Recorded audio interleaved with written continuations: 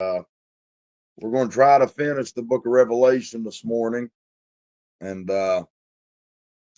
right here on this page, this is from chapter 4 to chapter 22.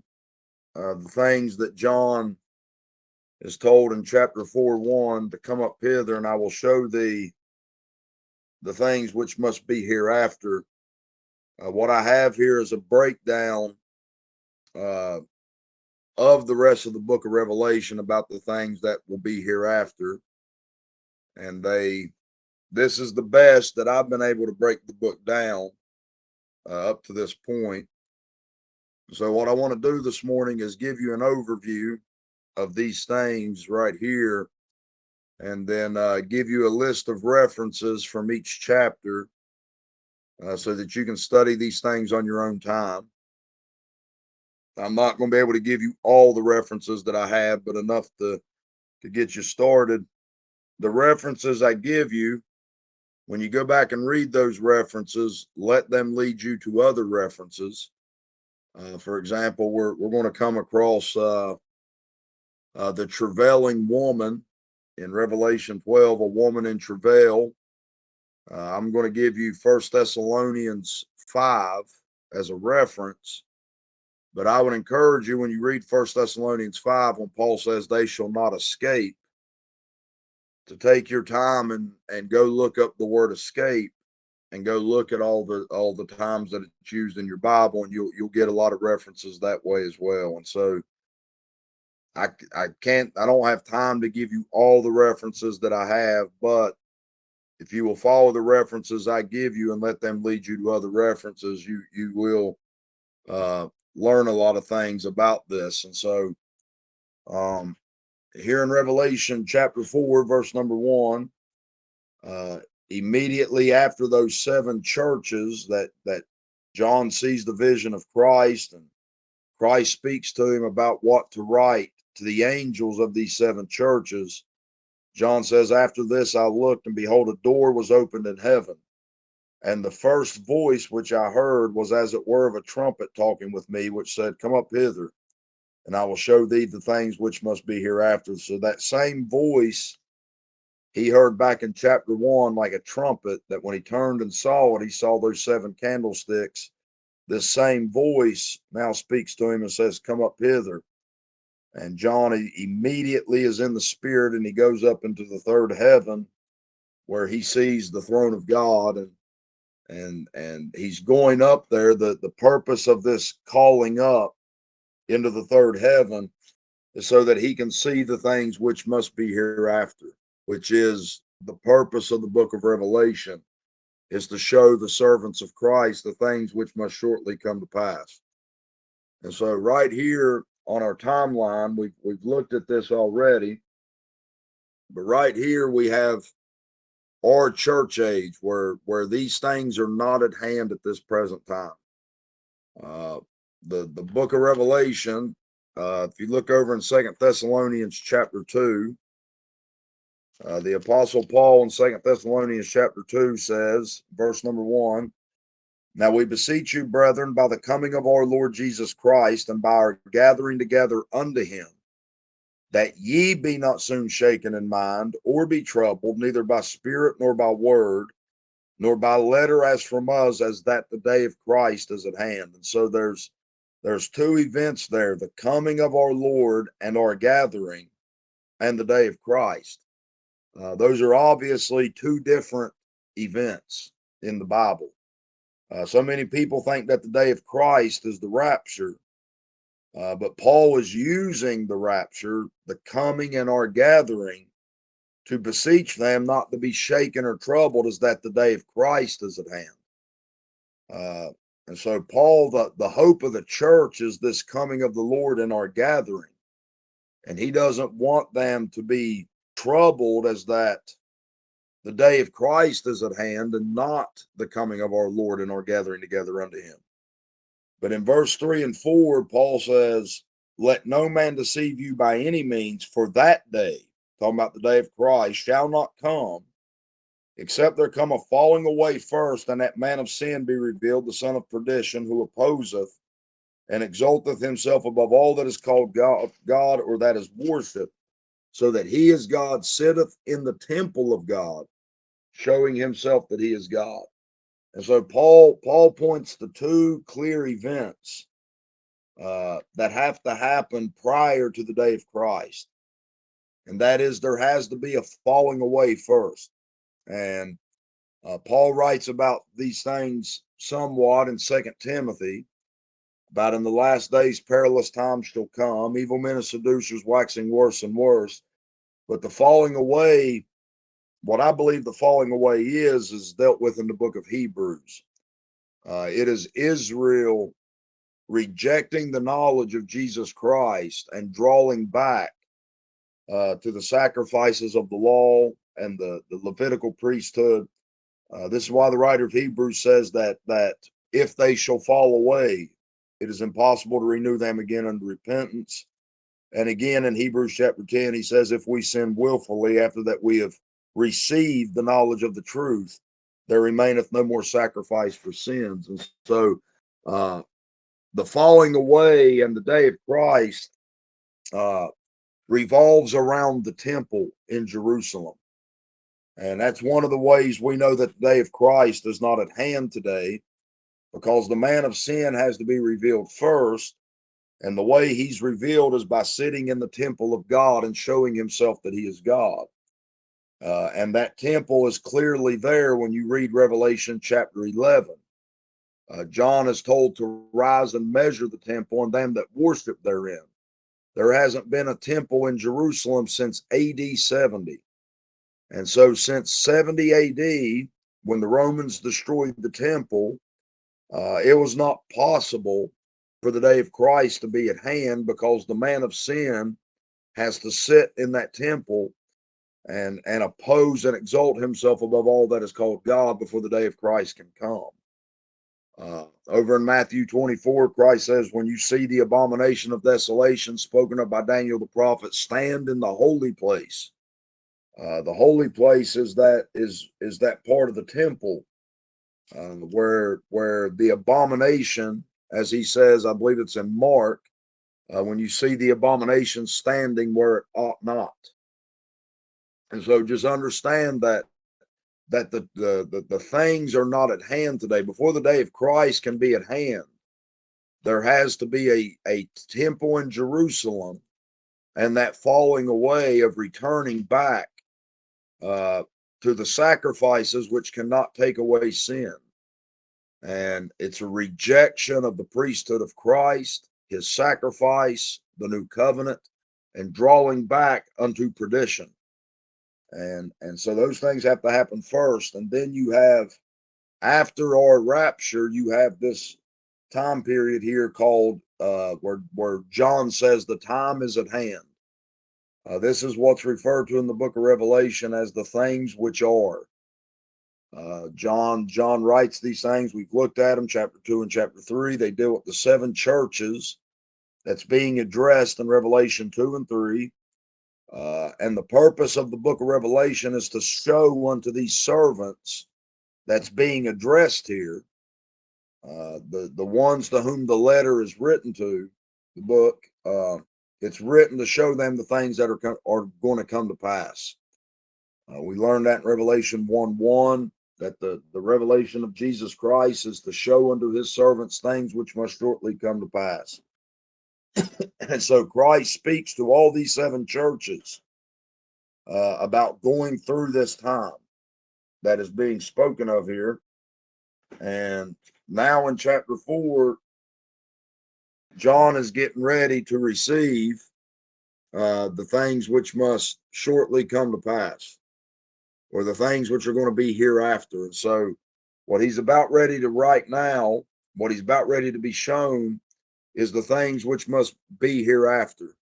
And what the time period deals with is a period that we call the 70 weeks of Daniel, or the 70th week of Daniel.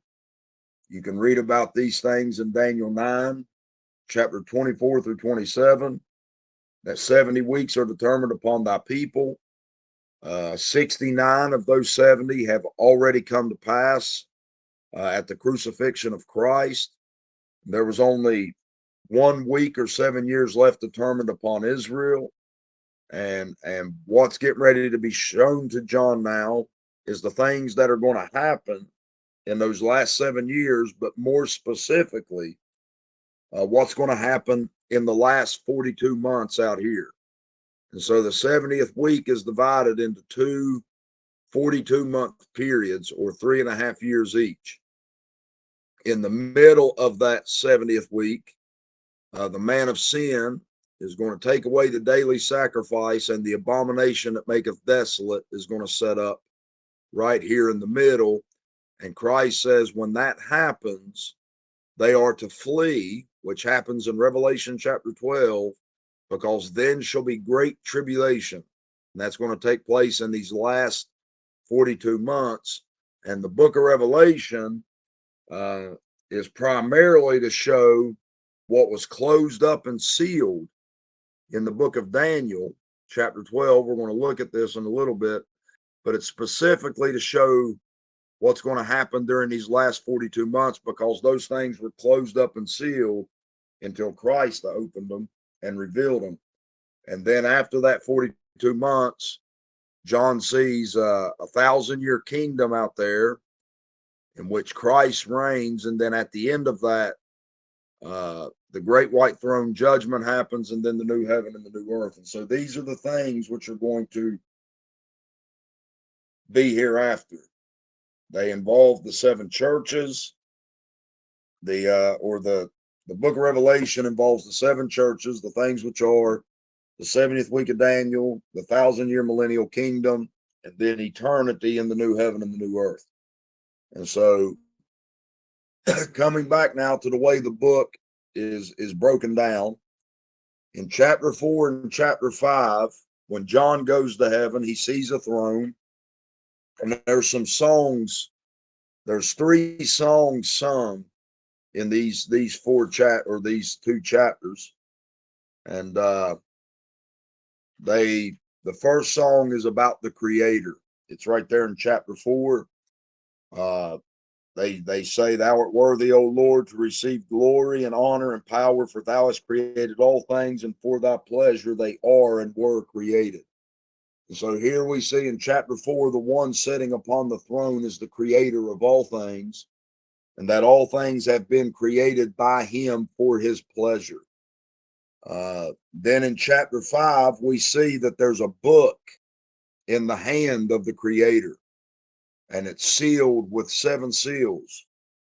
And so what this chapter deals with, what these things are setting forth and explaining here, is the redemption of the creation, and that God in his right hand has this book that deals with his judgment, his wrath, the subduing of all things, bringing creation back to himself. But in that book that's sealed with 7 seals, no man in heaven, in earth, or under the earth was able to open that book and to look thereupon. And John begins to weep. And then one of the elders tells him that the Lion of the tribe of Judah hath prevailed to take the book, to loose the seals thereof.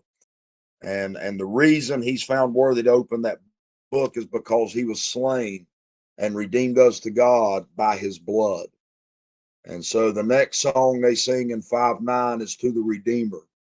And so we see that the two things being set forth here in Revelation chapter 4 and chapter 5 is that of creation and redemption. That God created all things for his pleasure, and Christ, in his great love to God the Father and to mankind, came and shed his blood for the purpose of redemption. And because of that, he's now found worthy to open this book. And then in 5:12 through 14, they say, "Worthy is the Lamb that was slain to receive." So he's found worthy to open the book, and then he's found worthy to receive power and riches and wisdom and strength and honor and glory and blessing in every creature. So we're back to the creation. Revelation 5:13, every creature was in heaven and on earth and under the earth, and such as are in the sea, and all that are in them heard I saying, blessing and honor and glory and power be unto him that sitteth upon the throne and unto the Lamb forever and ever. And so what's being set forth here is that of redemption. Christ, because of shedding his blood and redeeming, he's now found worthy to receive this kingdom. And so that's what's taking place, is Christ is getting ready to receive his power and his kingdom and riches and glory for the purpose of subduing all of creation back to the Creator. And so the contents of this book deal with carrying out uh, the judgment of God upon the earth and then subduing it back to God. All right. So now we come to real quick, that sealed book, guys. The book that is sealed in God's right hand, you got to understand what that book is. And you have to study Daniel chapter 9 through Daniel chapter 12 to really understand what's contained in that sealed book. Daniel is shown those 70 weeks. In chapter 10 and 11, he's shown the things that are going to happen to Israel all the way up to the last 3.5 years of that 70 weeks. And in Daniel chapter 12, he's told that the last 3.5 years of this time period are closed up and sealed till the time of the end. And so Christ is now opening that book that is sealed in God's hand. And what the contents of that book deal with is the last 3.5 years of this time period right here, the last 42 months of the 70th week of Daniel. All right, so now in chapter 6, 1 through 8, we deal with the opening of the book. In chapter 6, the first 6 seals are open. Chapter 7 is kind of an interlude, so to speak, where we see the 144,000 and a great multitude of the redeemed. But in chapter 8 and 1 is when he opens the 7th seal. Now, the opening of the book is not the fulfillment of the book. The opening of the book is simply to reveal what's in the book. He opens a seal. John's told, come and see, and John sees things. But when he opened the book, the things in that book were not fulfilled. They were simply open to reveal what was in it, to show what's going to happen. If you don't understand that, if you don't understand what I'm telling you right now, is that the opening of the book is not the fulfillment. And that when he opens, these things are not happening. They're simply being revealed. If you don't get that, you're never going to get the chronology of the book of Revelation correct. And I'll give you an example. Look in Revelation chapter 6 at the 6th seal.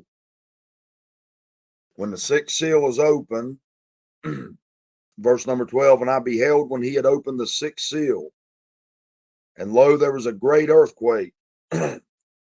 Now notice these things. The sun became black as sackcloth of hair.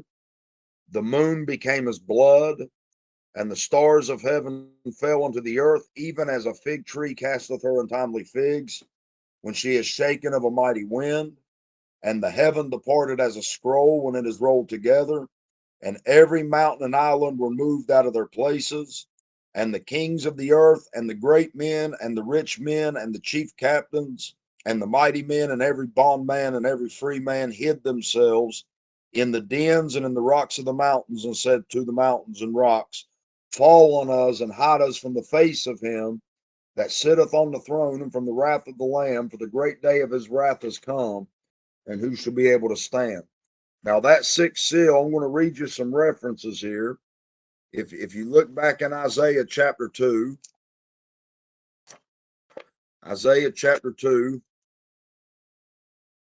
about the day of the Lord here,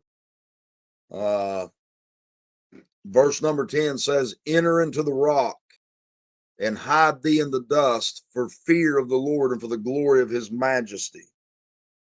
And again in verse 19, he says, and they shall go into the holes of the rocks and into the caves of the earth for the fear of the Lord and for the glory of his majesty when he ariseth to shake terribly the earth. And so the sixth seal clearly signifies that the day of the Lord is at hand, or that the day of the Lord has come. However, when the seventh seal is open, there's silence in heaven for a space of half an hour, and we're going to see what that signifies. So if you have basically what's going on in the sixth seal, is it appears that that's the day of the Lord and the second coming of Christ, and yet you still have all these things in the book of Revelation that has to happen and be fulfilled. And so if you think that the opening of those seals is actually the fulfillment of what's in the book, you're never going to get the chronology of the book right. Look at Isaiah 34. This is also about the sixth seal. Look at Isaiah 34. Everything that he just said about the sixth seal is right here in Isaiah 34. Isaiah 34 says, verse number 1, come near, ye nations, to hear, and hearken, ye people.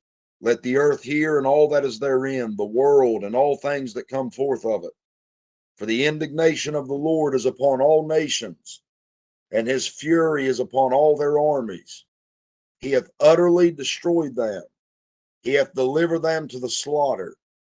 Their slain also shall be cast out, and their stink shall come up out of their carcasses, and the mountains shall be melted with their blood, and all the host of heaven shall be dissolved, and the heavens shall be rolled together as a scroll, and all their hosts shall fall down as the leaf falleth from off the heaven, and as a falling fig tree, as a falling fig from the fig tree.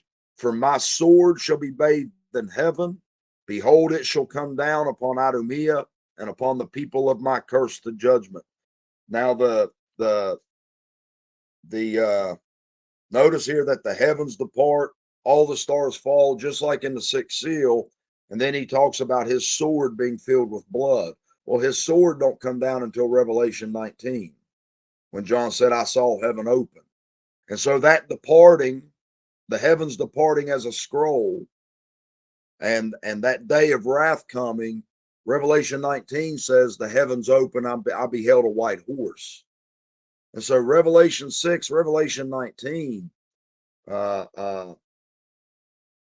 you're going to run into trouble if you don't understand that all that is happening with the opening of the seals is revealing what's in the book. The fulfillment of them await a future time, and I'm going to show you when that book begins to be fulfilled. A couple other places. Look at Joel chapter 2. Reference to this sixth seal. I hope you guys understand what I'm saying. It took me years to understand this. I couldn't get the chronology of Revelation lined out because I kept thinking that the six seals was fulfillment when really it's just revelation. The fulfillment happens at a later time. If you look at Revelation or Joel chapter 2, verse number 30, and I will show wonders in the heavens and in the earth, blood and fire and pillars of smoke. The sun shall be turned into darkness and the moon into blood before the great and terrible day of the Lord come. And so there we see that the sixth seal signifies that the great and terrible day of the Lord has come, which we know that the day of the Lord cannot come and the day of Christ cannot come until the man of sin is revealed. And all that's going to happen in Revelation chapter 13. Look in Matthew 24, one more place. Matthew chapter 24, verse number 29. Immediately after the tribulation of those days shall the sun be darkened, and the moon shall not give her light, and the stars shall fall from heaven, and the powers of the heavens shall be shaken. And then shall appear the sign of the Son of Man in heaven. And then shall all the tribes of the earth mourn, and they shall see the Son of Man coming in the clouds of heaven with power and great glory. That's the sixth seal. It happens after the tribulation. It's going to, the sun will be darkened, the moon will become blood, the stars will fall, and then they're going to see the Son of Man coming in the clouds with power and great glory. That's Revelation 19. And so understand that the Bible's clear when that sixth seal that he opens over there is about this second coming and about the day of the Lord. And yet when we come into chapter 8, Christ is still in heaven and opens the seventh seal. He hasn't come back to the earth yet. Because what you have to understand, what I'm trying to get you to understand, is that this opening of the book in chapter 6 and 8 is for the purpose of revelation, not fulfillment. The fulfillment of it happens over here in the middle of the book. All right, so look at Revelation 8:1. Revelation 8:1. This is going to help you to understand it. Revelation 8:1. When he had opened the seventh seal, there was silence in heaven about the space of half an hour. And so the seventh seal doesn't reveal anything. But the book can't be the things can't be fulfilled until the whole book is open. What the seventh seal is going to reveal is these seven trumpets. However, that silence for half an hour is very important to help understand what's going on and how the book of Revelation is being laid out. And so what does it mean that there was silence in heaven about the space of half an hour? Well, you got to understand that it is God's glory to conceal a matter. It is God's glory to hide things. And it is the honor of kings to search them out. And so God writes his word in a way. Remember, Christ says that thou hast hidden these things from the wise and prudent, hath revealed them unto babes. The way God wrote his word, he wrote it to conceal and to hide things from the wise and prudent, but also to reveal them unto babes. And so this silence for the space of half an hour, you got to understand what he means by half an hour. And in the book of Revelation, in Revelation 17 and 12, John is told here about this scarlet beast that has 7 heads, 10 horns. But if you notice, that doesn't mention anything about crowns on those horns. And John is told that the 10 horns which thou sawest are 10 kings, which have received no kingdom as yet, but receive power as kings. Notice this, 1 hour with the beast. So what does he mean by receiving power as kings for 1 hour?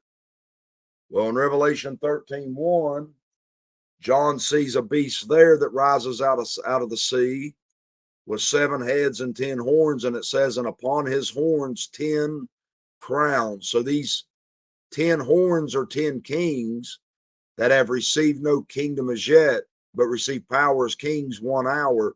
Right here, they have crowns. In Revelation 13, that means they've received their power as kings. Now notice Revelation 13:5, how long the beast is given power. And power was given unto him to continue 40 months. So there we see that the hour is 40 months.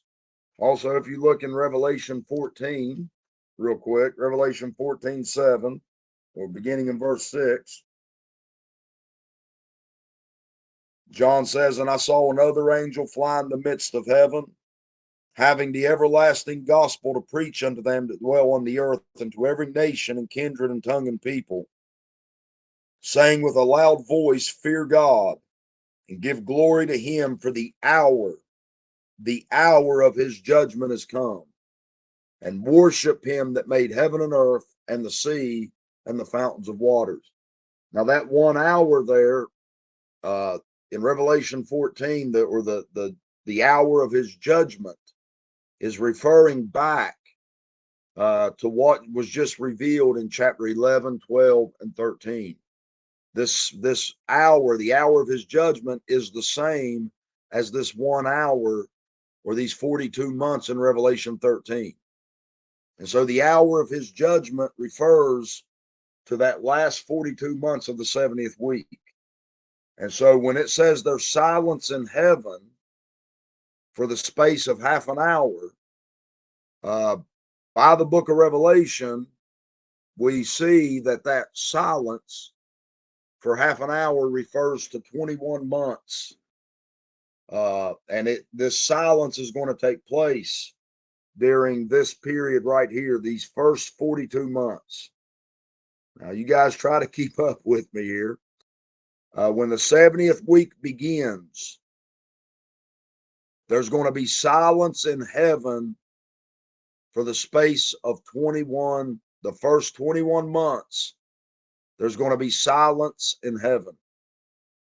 And at the end of the 21 months, we come to these 7 trumpets right here from 8:12 to 11:19, the 7 trumpets. So the opening of the book goes from chapter 6 to chapter 8, and then 7 trumpets begin to sound from 8:2 to 11:19. Those 7 trumpets sound as a warning of the day of the Lord coming, which happens in the last 42 months. And so these 7 trumpets, these angels sound these trumpets as warnings to the day of the Lord. And the final trumpet sounds in Revelation 11:19. And so if you come back to the timeline here, so in the first 42 months, in the first 21 months of this 42-month period, there's silence. And then the 7 angels sound their trumpets in the last 21 months of this first half of the 70th week here. In fact, the 6th seal, or the 6th trumpet, if you look in Revelation 9:5, when the 6th trumpet sounds, it says it was given, and to them it was given that they should not kill them, but that they should be tormented 5 months. So there's 5 months right there. If you look down in Revelation 9:15, the 6th trumpet there, it says that these 4 angels were loosed, which were prepared for an hour and a day and a month and a year. And so just focusing on that year and a month, that's 13 months right there. And so the 6th trumpet, they're given power to torment for 5 months. And the 6th trumpet, these 4 angels are going to slay men for a period of 13 months, a day, and an hour. And so that takes you up to 18 months right there of these 21 months right here. That means the other 4 trumpets that sound make up a period of about 3 months. And so those 7 trumpets, the first 4 trumpets, so you have, let me try to summarize this, guys. The 70th week begins with the confirming of a covenant from Daniel 9:27. For 21 months, there's silence in heaven. And then for 21 months, the 7 angels sound their trumpets. The first 4 trumpets take place in a period of about 3 months. The 5th trumpet takes place for 5 months. And then the 6th trumpet lasts for about 13 months and a little bit more than 13 months, which takes you up to this middle point right here. And before we get to the 7th trumpet, John in chapter 10, he sees a mighty angel. Now this opens up a section of the book. This mighty angel right here, this thought is continued in chapter 14 with the other angels that show up. But in Revelation chapter 10, this mighty angel comes down with the book that Christ opened in chapter 6 through 8. This book that's been opened is now sent by John, or sent by the angel to John in Revelation chapter 10. And he's told that when the seventh angel sounds, time shall be no longer. But in the days of the seventh angel, when he shall begin to sound, the mystery of God should be finished, as he hath declared unto his servants the prophets. And so what John is being told there is that when that seventh angel begins to sound, what's written in this book, right? Christ has opened it, revealed what was in it, but it's not going to be fulfilled. The things written in it are not going to be fulfilled until the seventh angel begins to sound the trumpet. And that's why he's told in Revelation 10 to eat that book, to take it, eat it, and then prophesy before many people, nations, kindreds, and tongues. And that's what Revelation 11 through chapter 14 going into verse 5 is about. And so I hope you guys are able to keep up with this, guys. So you have the opening of the book, revealing what's in it. Then John, when that seventh seal is opened, there's going to be 21 months of silence. Then there's going to be the seven trumpets that sound for 21 months.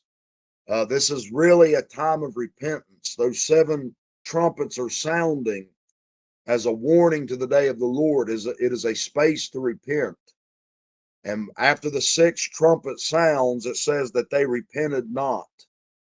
And if you remember back in Revelation chapter 2, God says that he gave the whore a space to repent, and she repented not. And he's going to cast her into a bed, and them that commit adultery with her into great tribulation, except they repent of their deeds. And because there's no repentance, the seventh angel sounds, and they go into great tribulation. Beginning in Revelation chapter 12 is when the great tribulation begins. And so that's when what's written in the book begins to be fulfilled, is when that seventh angel sounds. And so if you look there in Revelation chapter 11, the seventh angel sounds in verse 19. But what John sees here in Revelation 11 deals once again with the first half of the 70th week of Daniel.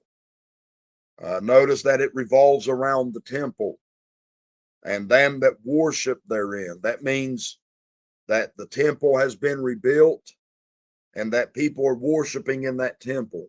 They're offering sacrifices, and if you read Isaiah very carefully, Isaiah 66 specifically, God does not want them to build him a house. His son is going to build his house. This rebuilding of the temple and an altar and the offering of sacrifices is going to bring the fury of God. And we'll look at some of these verses here in a little bit, but Revelation 11 is about this temple. Verse number 2 talks about the holy city, Jerusalem, being given unto the Gentiles, and it's going to be tread underfoot for 42 months. And that God is going to give power to his two witnesses to preach there for the period of 1260 days. Now, if you look in Revelation 11 and 8, the great city, that's one of the main subjects of Revelation. It's about Jerusalem. And notice that the great city is called Sodom and Egypt. These are two places. The reason it's called Sodom and Egypt, during that first 42 months, when they're worshiping in the temple and things of that nature, Jerusalem is called Sodom and Egypt. It's not called Jerusalem.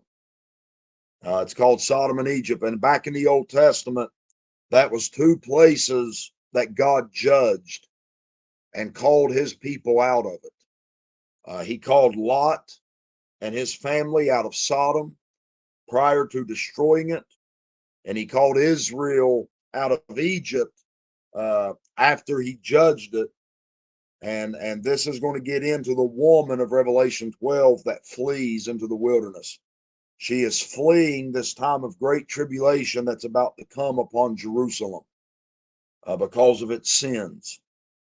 And so when John eats that book, he's now shown in Revelation 11, once again, the first 42 months of the tribulation of the 70th week, these two witnesses, and then the beast that comes out of the bottomless pit kills these two witnesses.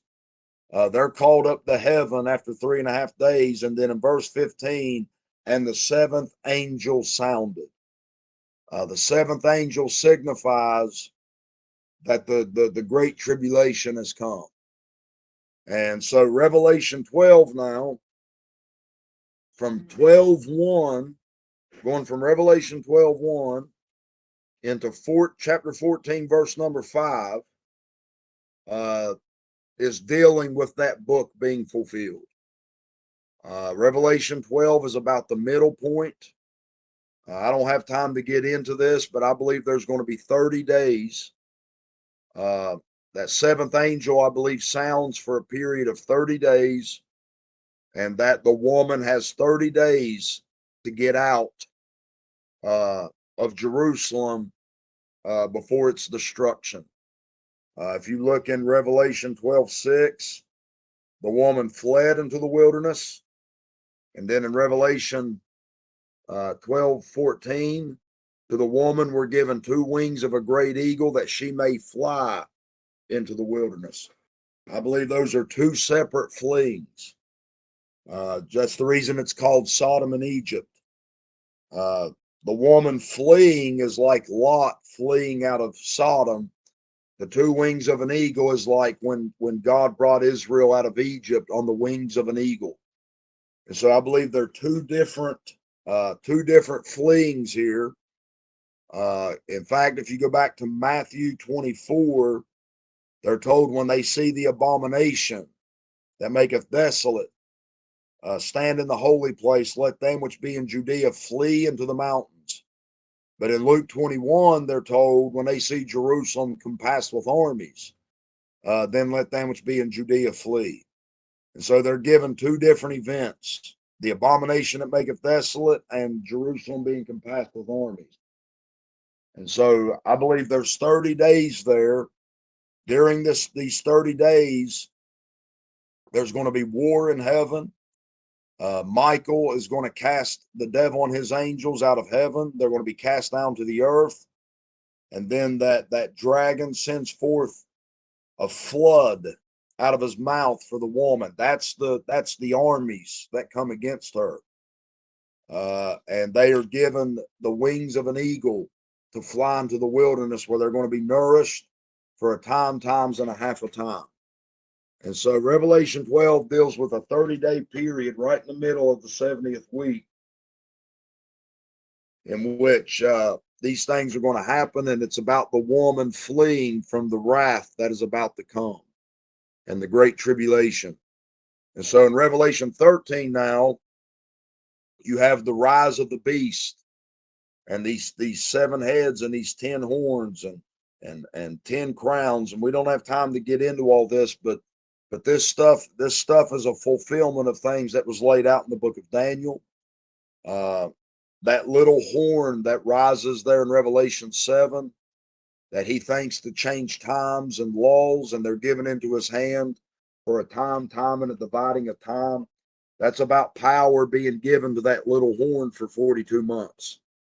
And so here we see this beast rise out of the sea. Powers given unto him for 42 months. He makes war against the saints and he overcomes them.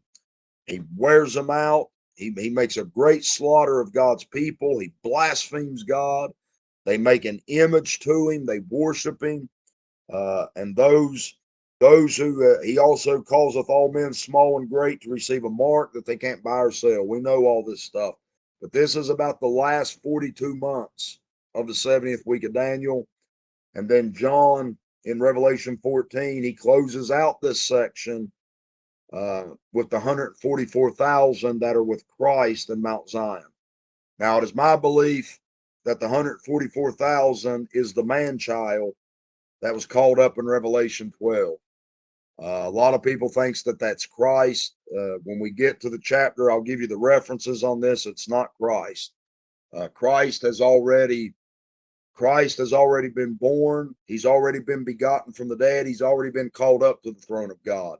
This man child in Revelation 12 is called up to the throne of God out of great tribulation. And I believe it's the 144,000 that are with Christ here in chapter 14. They have his father's name written in their foreheads, and they were not defiled with women. These are all promises that Christ made to the seven churches about keeping them from the hour of temptation. There's another reference to the hour. The hour of temptation is the last 42 months. All right. Revelation 14:6 through 20. John says in verse 6, and I saw another angel. Now, this takes you back to Revelation 10:1. The last time we read about an angel was in Revelation 10:1 when he said, I saw another mighty angel come down from heaven. Now he says, and I saw another angel in the midst of heaven. And so this is now from 14:6 through 20. This is a conclusion of this middle section of Revelation. Guys, I'm trying not to overwhelm you here, and I hope you're able to keep up with this. Watch this stuff back, and it'll start to make sense. But what these six angels that show up in Revelation 14, they are concluding this section from chapter that began with the mighty angel coming down in Revelation 11. And what they're now doing is they're now preaching in chapter 14 and 6. They're preaching in light of what was just revealed in that book. That this hour of judgment is coming, and so that the next angel that appears in the midst of heaven preaches to them that dwell on the earth to give glory to God and to fear him, because the hour of his judgment has come, referring to those last 42 months. The third angel comes and says, if any man worship, or the verse 8, there followed another angel saying, Babylon is fallen, that great city, because she made all nations drink of the wine of the wrath of her fornication. So the announcement of the fall of Babylon is mentioned. And so the hour of judgment comes, and then Babylon falls, that great city. And that's going to be dealt with later on in Revelation 17 and 18. Verse number 9, the third angel followed them, saying with a loud voice, if any man worship the beast in his image and receive his mark in his forehead or in his hand, the same shall drink of the wine of the wrath of God, which is poured out without mixture into the cup of his indignation, and he shall be tormented with fire and brimstone in the presence of the holy angels and in the presence of the Lamb. And so this is a warning. The mark of the beast was revealed in Revelation 13. And so this third angel is warning man that if they receive that mark, they're going to drink of the wine of God's wrath that's going to be poured out, and they're going to be tormented with fire and brimstone. That's a reference to the lake of fire. And then from Revelation 14:13 onward, down to verse 20, is about the great harvest. The Son of Man comes with a great sickle, takes a harvest, and then another angel comes with another sickle and gathers the grapes and puts them into the winepress. This is the time of the harvest, referred to by Christ in Matthew 13. He says that the harvest is the end of the world, and the reapers are the angels. And so I believe that when the Son of Man, I really don't have time to get into this, but the first harvest that's taken there refers back to the 144,000, which are gathered by Christ into Mount Zion with him. And then later on, we get the harvest of the grapes into the wine press, where they're going to be trampled and trodden by the Lord Jesus Christ at his second coming. Real quickly, in chapter 15, I want to try to get to these references, guys. So from chapter 15 and 16, we have the pouring out of the vials of God's wrath. And so in Revelation 14, we read about Babylon falling, and then the pouring out of the wine of the wrath of God, which is poured out without mixture. Now, chapter 15 through 18 is about that wine of God's wrath being poured out and Babylon being judged, but it goes in reverse order. And I don't understand why yet. These are things that I'm still working on. I haven't figured out. But in chapter 14, Babylon falls, and then they're warned about the wine of God's wrath. But the cups of his wrath are poured out in chapter 16. And in chapter 17, John has shown the judgment of the whore. And so it goes in opposite order than it did in Revelation 14, and I don't understand why. But the wine, the seven plagues that are poured out in Revelation 16, they speak for themselves. It's poured out without mixture. If you remember back when the seven trumpets sounded, it was a third of the water become blood. A third of the sun was darkened. Those are warnings of God. That's God being merciful, trying to bring man to repentance. But when he pours out these plagues, these seven last vials of his wrath, it's without mixture. It's not a third of anything. Everything in the sea dies. The whole sun is blackened, and the whole kingdom covered in darkness. And so it's being poured out there without mercy. Back under the trumpets, a third of man were killed. And so it was a third. But here it's everything. This is being poured out without mercy, without mixture. And then in Revelation 17 and 18, the mother of harlots is judged. And this stuff goes back to things that was laid out in the Old Testament, guys. Ezekiel 16, Isaiah chapter 1. Isaiah chapter 1 says, how is the faithful city become a harlot? And so there God is referring to Jerusalem once again as Sodom in Isaiah chapter 1, and he refers to it as a harlot. And he tells Israel there that what he's going to do with Jerusalem, that harlot, is he's going to purge her with fire. And this whore in Revelation 17 is judged with fire. And the purpose of this judgment is to purify out of this harlot city, all of its corruption, all of its corrupt rulers and leaders and princes, and then that marriage. After that whore is judged, Revelation 19, the marriage of the Lamb comes, and his wife is going to be arrayed in fine linen, clean and white. So what's going on there is the purging of the whore, the harlot, and then once she's purified of all of her corruption, that city is going to be given to the saints. And the saints that inhabit that city are her fine linen, clean and white. God said that after he judged the harlot and purged her corruption, he was going to restore to that city judges and counselors as at the beginning, and then it would be called a city of righteousness, the faithful city. And so if you look, I want to point something out here about this section. If you look in Revelation 17, verse number 1,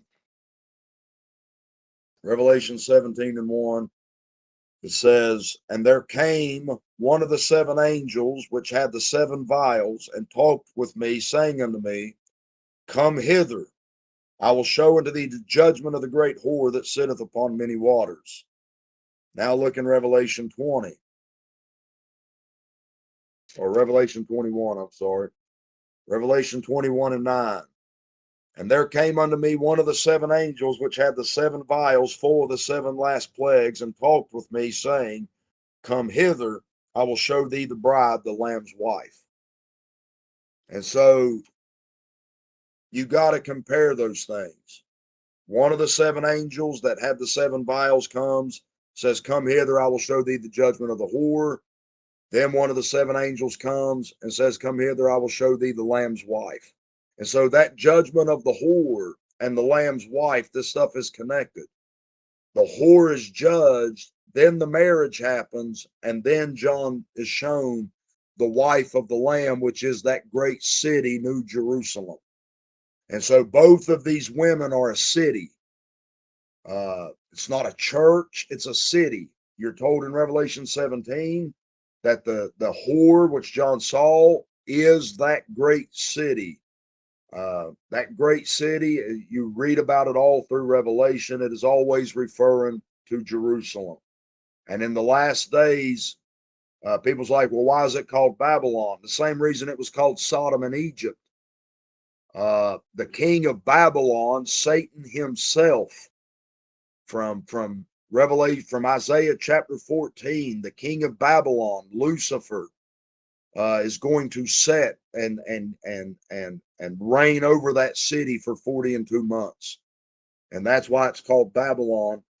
But it's going to be judged, all the blood that city has shed of God's saints, his prophets. That woman is drunk with the blood of the saints and of the martyrs of Jesus Christ. That city is clearly identified in Scripture as Jerusalem.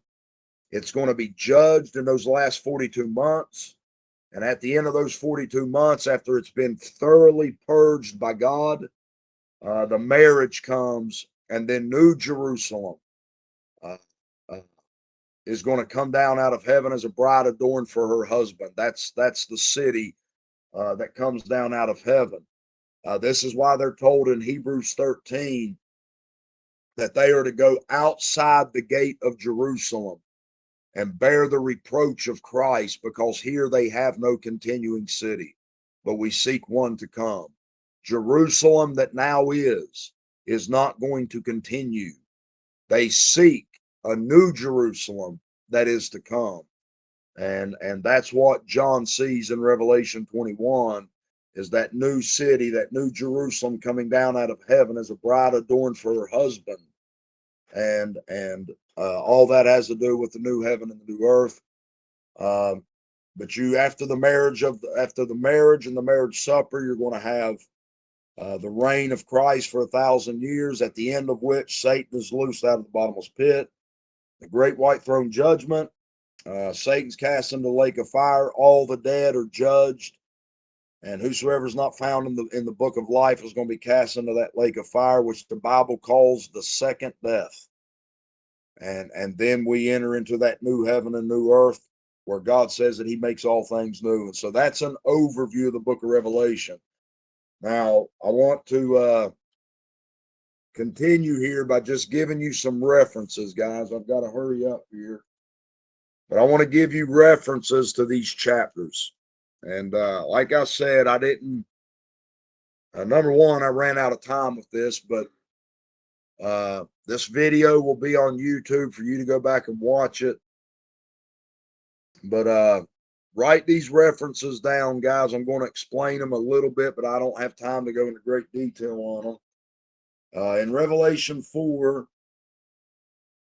when John is called up to heaven and he sees the throne and the sea of glass, you can go back and study Ezekiel chapter 1 and chapter 10, where Ezekiel has those visions of God, and he sees those cherubim and a firmament over their head and a throne upon that firmament.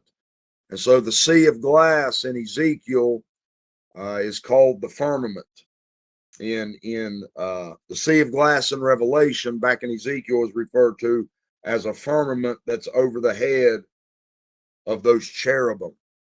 And so go back and read Ezekiel chapter 1, chapter 10, and the stage, what's being set forth in Ezekiel, those visions of God, is declaring a time of judgment that's about to come on Jerusalem.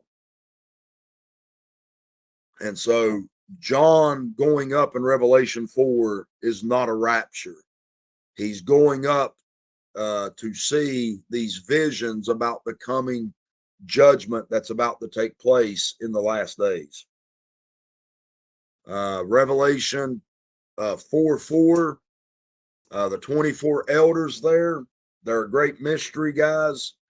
But what I can give you on it, those 24 seats around the throne of God, and they are said to be kings and priests.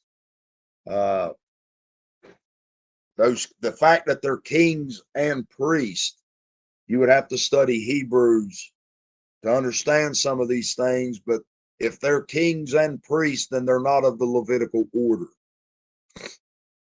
Uh, the Levites were not kings, they were priests. It was Judah that was kings. And so, whoever these 24 elders are that are kings and priests unto God, they are kings and priests under the order of Melchizedek. And these are things that's being laid out in the book of Hebrews. I don't have time to get into that, but there's things being set forth in the book of Hebrews to Israel about things that have happened in heaven that is going to result in their salvation, that Christ has purified a people in the heavenly places, and he has established a priesthood and a New Testament and a new order in heaven that is going to bring about the salvation of Israel. And if you want to understand these 24 elders and how they're kings and priests and what that means, you have to study Hebrews. But if you want to understand why there's 24, First Chronicles chapter 24, when before David died, he ordered the priests as governors over the house of God. He set them up into 24 courses. And so you can read about that, First Chronicles 24, 119. And so these 24 elders represent kings and priests that are around the throne of God, and they serve in courses.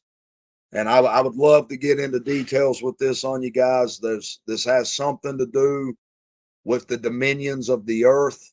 There's 24 hours in a day, 12 dominions of light, 12 dominions of darkness.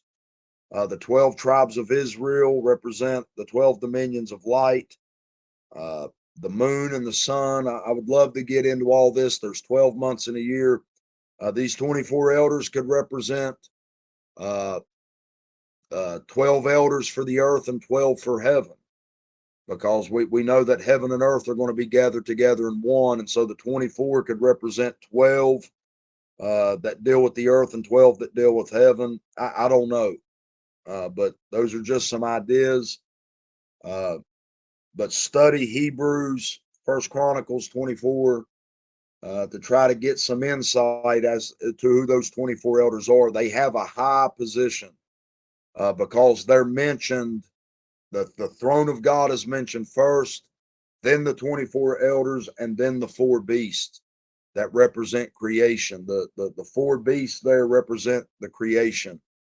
The face of a man, the lion, uh, the ox or the calf, and the eagle represent the creation. The reason that there's no fish or reptile there is because it deals with Satan, and the sea was not a part of the original creation of God.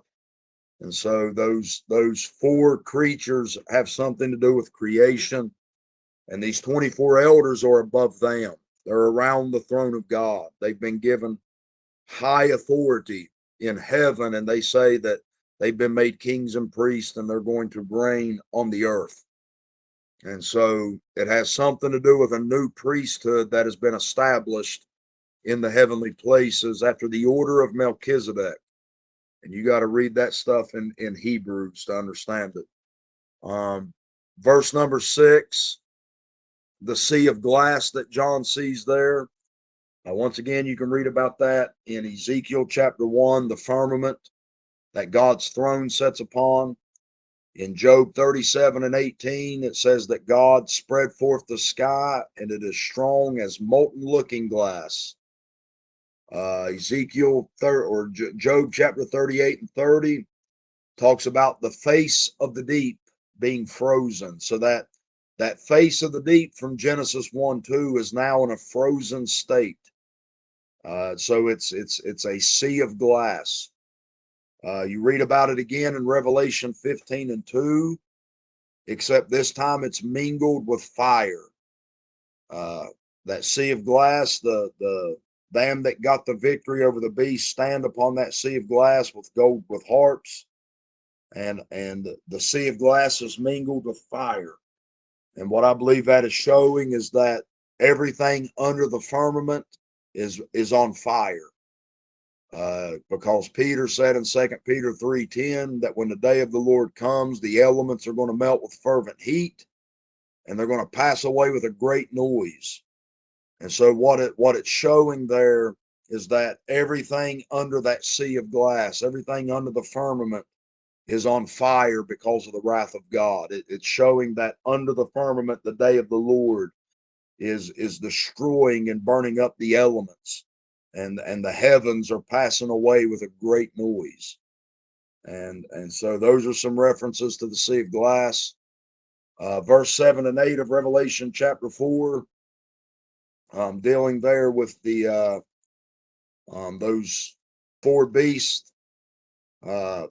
They're not the same as the cherubim of Ezekiel, but you can run references there. Ezekiel 1 and 10 again.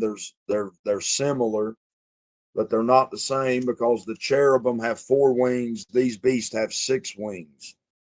The actual reference to these creatures is Isaiah chapter 6, verse 1 through 13. Back to the seraphim that cry, holy, holy, holy, and have 6 wings back there in Isaiah chapter 6. Run the reference back there and figure out why God is wanting you to go back there and read that stuff. And then when he says all things were created for thy pleasure in verse 11, you can run that to Ephesians 1, 9 through 10.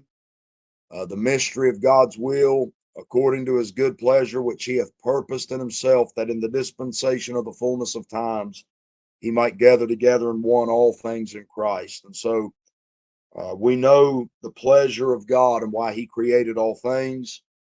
He created all things by Christ and for Christ. And his good pleasure, the good pleasure of his will, is to gather all things that he created in Christ together in one in the dispensation of the fullness of times. Romans 8:18 through 22 tells us that the whole creation is now groaning and travailing, waiting for the manifestation of the sons of God. And so what's going on here in Revelation chapter 5 is the final period of groaning and travailing in the creation. Then the sons of God are going to be manifested, and the creation is going to be delivered from corruption into the glorious liberty of the children of God. And so that's what's getting ready to take place in Revelation, as the creature is about to be delivered. And then you have Colossians 1:15 through 20. You can go read it. We've looked at those scriptures a lot. It's about all things being created for Christ and how he's reconciling all things unto himself. And come into chapter 5, the sealed book, in chapters 1 through 4. Read Daniel chapter 7 through chapter 12. Read all those chapters from the vision of the 4 beasts, the ram and the goat, the 70 weeks of Daniel, the chapter 11 about the king of the north and the king of the south, leading up into chapter 12, where John is told the words are closed up, or Daniel's told the words are closed up and sealed to the time of the end. If you want to understand what that sealed book is about, read those chapters. Verse number 6, the lamb with 7 eyes and 7 horns. Read Zechariah chapter 3, verse number 9, about the stone with 7 eyes. Then you read about his 7 lamps in Zechariah chapter 4. Those 7 lamps we know are connected to the 7 stars in his right hand and the 7 candlesticks. Something interesting is Habakkuk 3:4 says that in his hand there were horns in his hands. And so there we see that there's a connection there between the stars and the horns. And I don't have time to explain all this, guys, but basically what's going on in Revelation 5, the lamb there with 7 eyes is the stone that the builders rejected. From Zechariah 3:9, that stone that had 7 eyes, he was rejected, and he's going, that same stone, Psalm 118, that same stone is going to be made the head of the corner.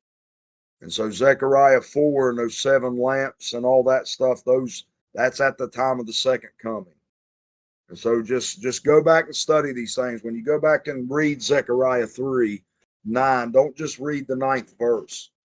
I would encourage you to read the first 6 chapters of Zechariah and all those visions there that Zechariah has, because Zechariah actually builds a bridge between Daniel and Revelation. Those visions in the first 6 chapters of Zechariah is designed to get you from where Daniel stopped up to the book of Revelation. Verse number 9 in Revelation 5, the new song. I gave you every reference right there to every time a new song is mentioned, and it's always about salvation and redemption. Psalm 33:3, 40:3. Read the whole Psalms though. Psalm 96 and 98 begins with them singing a new song, and then the last verse in those Psalms says, "He cometh." And so this new song is connected.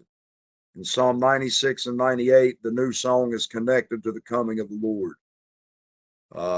Psalm 144, Psalm 149, just go back and read those things. The 144,000 sing a new song also in Revelation chapter 14 that only they can learn. And then in verses 12 through 14, worthy is the Lamb that was slain to receive power and riches. That's Daniel 7:13 through 14, when the Son of Man is brought before the Ancient of Days and he receives a kingdom and dominion and power and great glory. What's going on in Revelation 5:12 through 14 is Christ is coming and taking the book, because what it signifies here is he's about to receive his kingdom.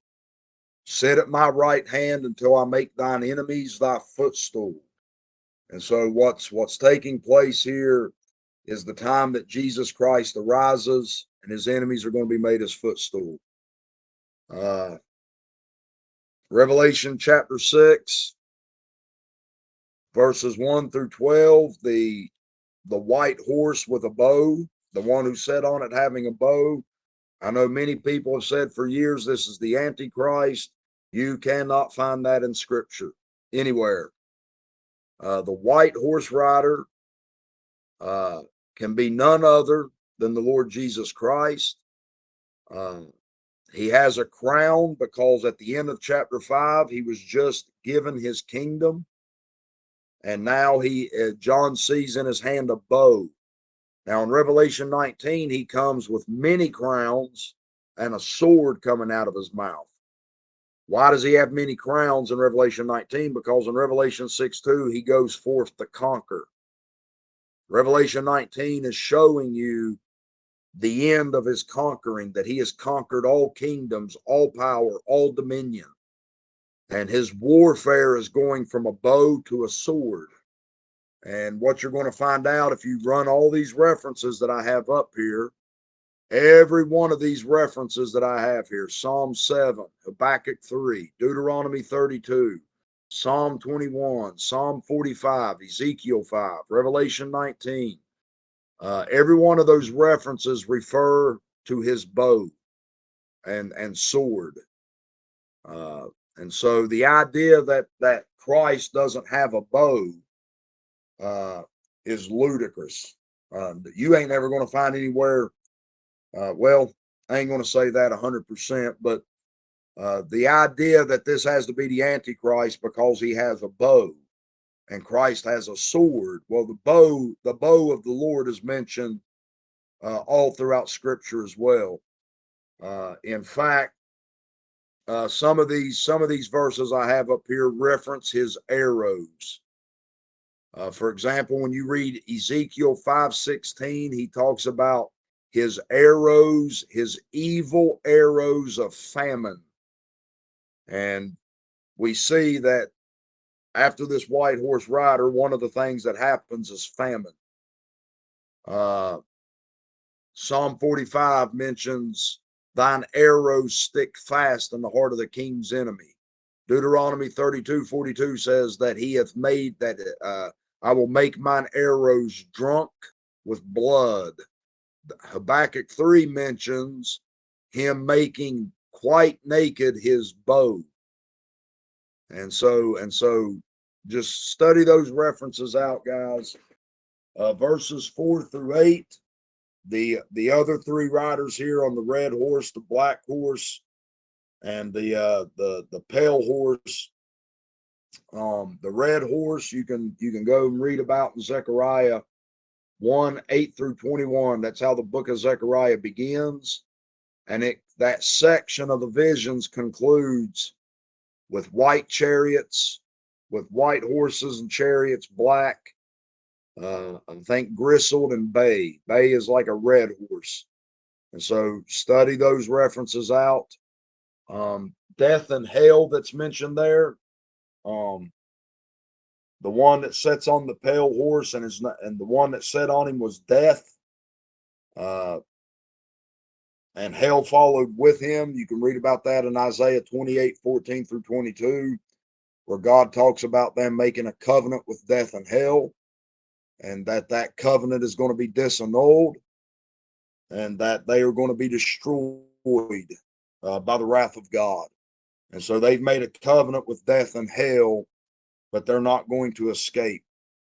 They think that through that covenant they're going to escape, and they're not going to. Revelation 2:23, I will kill her children with death. And so that's a reference to death and hell right there.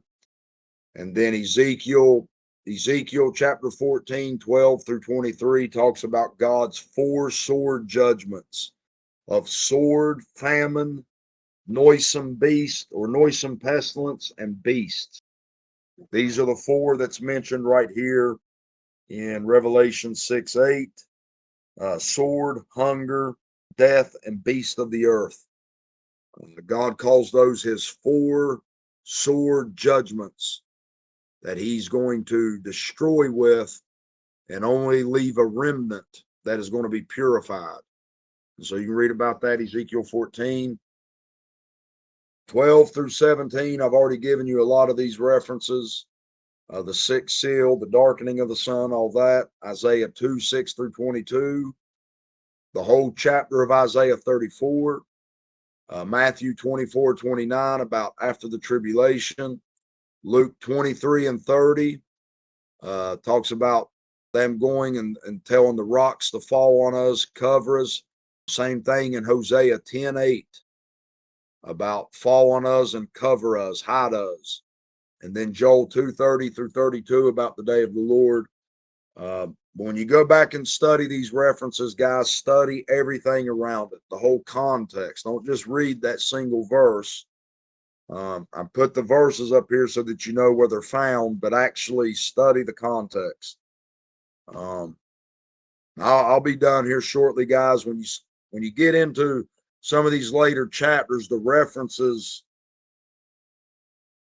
though there are some references, they start to dwindle down a little bit. Revelation chapter 7, the sealing of the 144,000. First off, the angels that are on the 4 winds, that are on the 4 corners of the earth, you can go back and read. Ezekiel chapter 7 refers to the end coming upon the 4 corners of the land. And so in Ezekiel chapter 7, just like Revelation chapter 7, God is pronouncing the time of the end upon the 4 corners of the land. And then in Ezekiel chapter 9, Daniel or John or Ezekiel sees these angels come forth with these weapons of slaughter to kill and to destroy, but they're told to wait until that fifth angel comes forth to seal. And who the in Ezekiel, who they're sealing is everyone that is fearful and everyone that is broken over the abominations of Jerusalem. They're sealed. And then immediately after those men are sealed, those angels go forth and begin to slaughter those in Jerusalem who don't have that seal. And so what's being set forth here is a time period in which the wrath of God is being withheld until those servants are sealed. That great multitude in Revelation 9 through 17, they're still a mystery to me to some degree. They come out of great tribulation, but you can the verses 16 or verses 15 through 17 is actually a quote from Isaiah 49 and 10. So you can go back and study Isaiah chapter 49. Also, the wiping away of all tears from their eyes comes from Isaiah 25 and 8. When death is destroyed, you can read about it also in Revelation 21, the wiping away of all tears. And this this great multitude that comes out of every nation, guys, I got it in parentheses here because I'm not 100% on it. But it has something to do with those servants of God being sent forth to the highways and the hedges to call out a people for the marriage supper of the Lamb. And in Revelation 19 is going to say, blessed are they that are called to the marriage supper. They got to have a garment to get into that supper. And this great multitude are given white robes. Their robes were washed and made white in the blood of the Lamb. And so that's a possible reference. The 144,000 could be those servants, just like God sent the 12 apostles out at the time of the end. It appears that he's going to send out these 144,000 first to Israel, and they're going to not come. They're going to make light of it. They're going to begin to persecute these servants, and then God sends them to the highways and to the hedges to find as many as they can to come into the marriage of the Lamb. Matthew 24:14 says the gospel of the kingdom will be preached in all the world as a witness to all nations. And I got Romans 11:25 there. The fullness of the Gentiles. Those may or may not have any connection, guys, but you can study that stuff for yourself. I'm not fearful of you studying the Bible. And if y'all find anything that I haven't found, please share it with me. So, Revelation chapter 9, there's not a whole lot as far as references go in chapter 8, guys. It's pretty straightforward. The angel in chapter 8 cast that censer into the earth with the prayers of the saints. It signifies that God is getting ready to answer the prayers of his saints, getting ready to avenge them. Revelation chapter 9, the first two verses about the bottomless pit. You can read about it. Revelation 11 and 7, 17 and 8, 20 and 1. The beast ascends out of the bottomless pit. So this bottomless pit is where the beast is. He's going to ascend out of there. That's Revelation 11 and 7, 17 and 8. And Satan is going to be bound there. 3 through 19 about the locust and those horsemen. Joel chapter 1 and chapter 2 is about the only reference I've ever found on it. They're called an army and a nation that comes against God's land. And then verse 14 there about the four angels that are loosed out of the river Euphrates. I've got Jeremiah 51:63, though I don't completely understand it. When Jeremiah pronounced judgment against Babylon, he took that book, he read it, and then he bound a stone on it, cast it into the river Euphrates. And so the only reference I can find to anything being bound in the river Euphrates is that judgment of Babylon from Jeremiah 51 and 63. And that judgment of Babylon Revelation 16 and 12. The river Euphrates is dried up, makes way for the kings of the east, and then Babylon comes into remembrance before God. So those are the references I got on it, guys. Though I don't have it all figured out yet, those are the references. Study them out, see what you can come up with. Revelation chapter 10, verses 1 through 7 about the sealed book. Once again, that open book, Daniel 12, 5 through 9, Revelation 11, 15, deals with the last 42 months of the tribulation, which is going to happen when the seventh angel begins the sound, and that happens in Revelation 11, 15. Verses 8 through 11, where John is told to eat that book. You can go back to Ezekiel 2, 9 through 3, 3. Ezekiel eats the book, and he's getting ready to prophesy of coming judgments. Lamentations, mournings, and woe, just like John. He eats the book, and then he prophesies about that 42 months of judgment wrath that's going to come in the last days. Chapter 11, I got a lot there, guys. I can't go through all this. I'm out of time. Revelation chapter 11, verse number 1. Jerusalem being measured there. You can read Zechariah chapter 2. It's not the same measurement. They're taken at two different times, but it refers to the rebuilding of Jerusalem.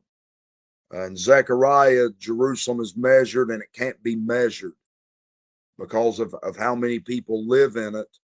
But right here, the only thing John is told to measure is the temple. And that's because the rest of Jerusalem is going to be under Gentile control. The only thing that they're going to have is the temple. And that's the only thing he's told to measure. The rest of the city is trodden underfoot of the Gentiles. And so I believe it refers to the fact that Israel is going to make a deal, a covenant with death and hell that is going to give Jerusalem to the Gentiles, but it's going to allow Israel to rebuild the temple. I believe that's the confirming of the covenant from Daniel 9:27. You can read Hebrews 13, 10 through 14 about what God thinks about those who serve the altar at this present time. We have an altar of which they that serve the tabernacle have no right to eat. God does not want his people serving in that temple and that altar at this present time. Those are a shadow of good things to come. That's all they were. And that temple worship is going to become a place of an overspreading of abominations. That's Daniel 9:27. And so don't you ever get giddy and excited about the rebuilding of the temple in Jerusalem. God doesn't want it. Heaven is my throne. The earth is my footstool. What house will you build for me? Daniel 8:12 through 14 refers to the little horn coming and taking away the daily sacrifice and trodden down the temple. Daniel 9:27, Daniel 11:30 through 36 is all about the Antichrist and the temple. Matthew 24:15, Paul refers to it. 2 Thessalonians 2:3 through 4. Isaiah 66, 1 through 4. Read it very carefully, guys. That God says, he that killeth an ox is as if he slew a man, and he that offereth a lamb as if he offered swine's blood. The Old Testament sacrifices, now that Christ has offered his blood, those sacrifices under the law are an abomination to God. He doesn't want them. He says, if you kill an ox, it's the same offense as murder. And if you offer the blood of a lamb, it's the same as offering the blood of a pig. God is telling Israel he does not want those things in Isaiah 66. And he tells them that because they have chosen that which he delights not in, that's in Hebrews 10, sacrifice and offering for sin, thou hast had no desire. Thou desirest not these things. But because they choose what God did not desire, instead of the blood of his son, He says in Isaiah 66, I will choose their delusions. That's why Paul said in 2 Thessalonians chapter 2 that God is going to send them strong delusion because they receive not the love of the truth that they might be saved. And that's Hebrews chapter 10. If we sin willfully after we have received the knowledge of the truth. And because they will not receive that knowledge of the truth to be saved, and they choose what God has no delight in, he's going to send his wrath upon them. Verse number 2, 42 months there, Daniel 9, Luke 21, Christ calls it the time of the Gentiles. Verses 3 through 7, the two witnesses, you can find them in Zechariah 4:3, 11 and 14. They are the two olive trees that empty out their oil. You can also run a reference to that to Matthew 25 about them who buy and sell oil in the parable of the 10 virgins.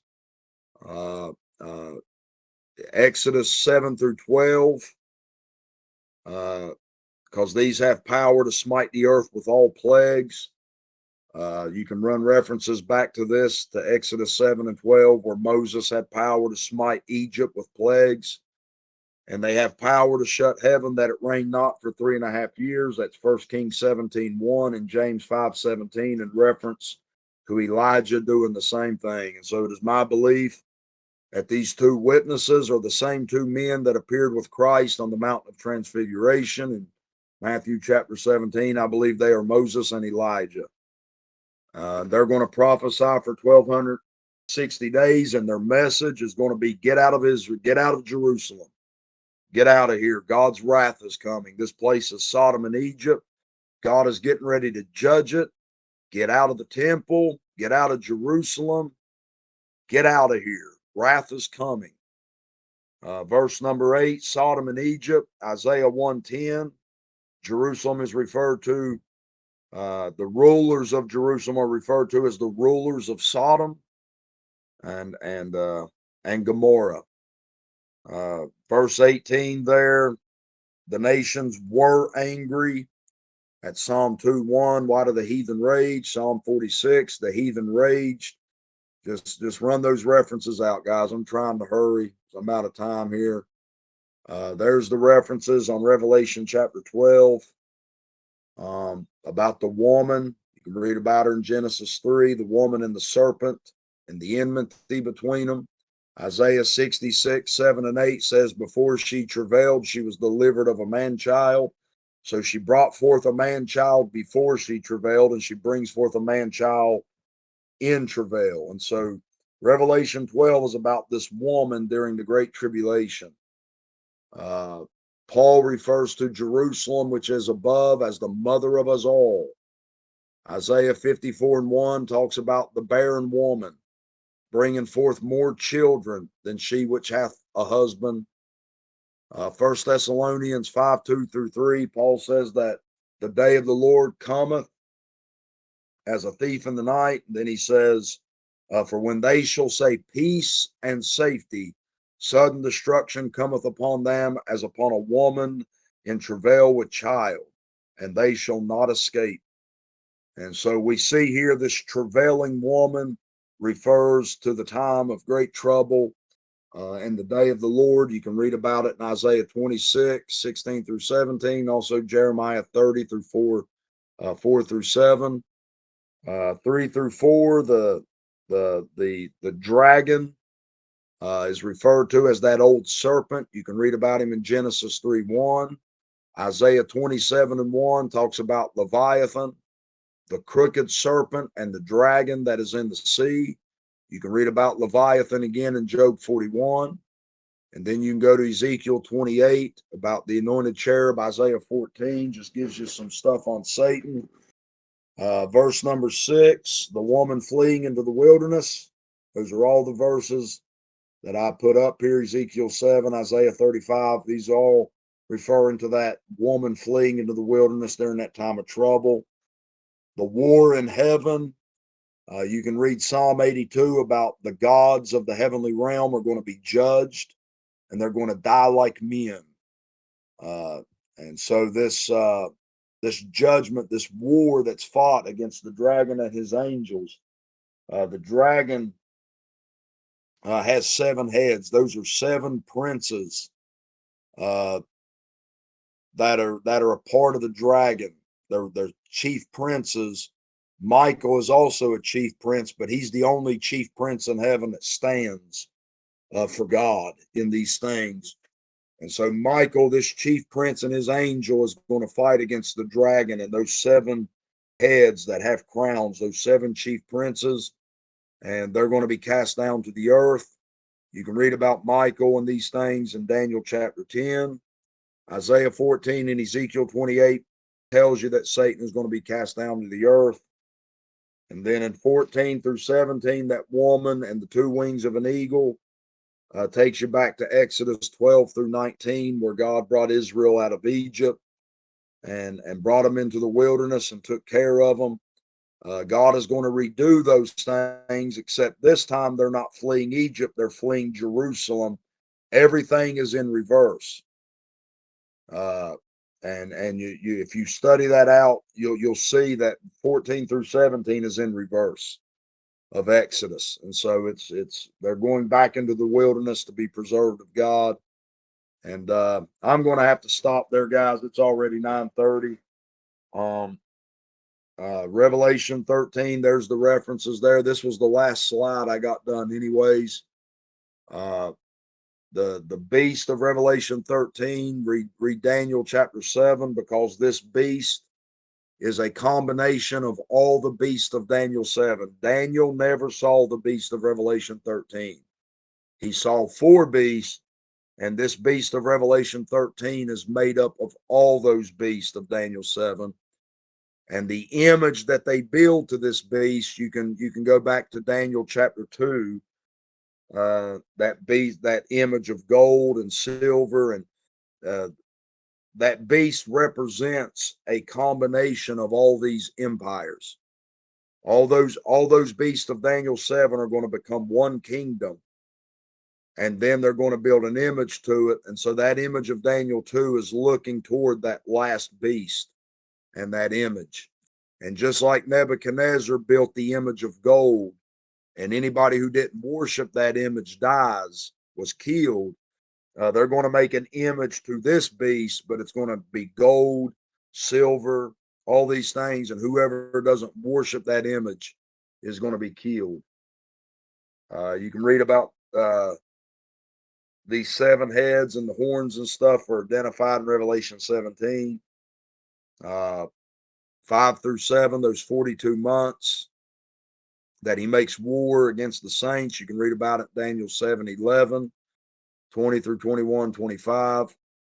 The false prophet was warned about in Deuteronomy 13. Matthew 24:24 warns about false prophets. And 1 Kings 18, the prophets of Baal. Except the prophets of Baal couldn't call down fire from heaven, this prophet can. And so he has power to do great signs, because God is sending these strong delusions that men who didn't receive the truth may believe the lie and be damned. And so they're able to call down fire from heaven, unlike the prophets of Baal, which is going to make many people to believe that the beast is God, because they're able to call down fire. And then 15 through 18, the mark of the beast. As I already said, you can read about the image of Nebuchadnezzar in Daniel 3. And then the only other times 666 is in the Bible is Ezra 2:13, 2 Chronicles 9:13. And so it has something to do with the number 13. But that's all